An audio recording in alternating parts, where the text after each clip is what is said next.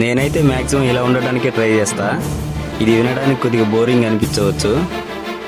ఏం చెప్తున్నానో అర్థం కాలేదు కదా, అయితే విను. ఎవరైనా సరే ఒంటరిగా బతకడం నేర్చుకోండి. ఎందుకంటే ఈ జనరేషన్లో ఒంటరిగా ఉండటమే మంచిది. కొంతమంది అనుకుంటారు, నా వెంట చాలామంది ఉన్నారు, నాకు ఏ కష్టం వచ్చినా వాళ్ళు చూసుకుంటారు అని అనుకుంటారు. అలా నువ్వు అనుకుంటున్నావు. నీ వెంట ఎవరూ రారు. ఇక్కడ ఎవరి లైఫ్లో వాళ్ళు బిజీగానే ఉన్నారు.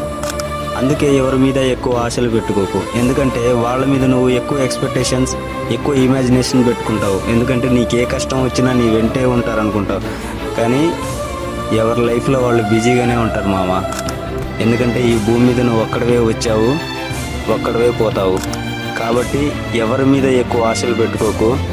నీ పనేదో నువ్వు చేస్తూ ఉండు. నీ గోల్స్ కోసం నువ్వు పోరాడు. అలానే ఈ వీడియో నీకు నచ్చితే ఫాలో చేయి, నలుగురికైనా షేర్ చేయి.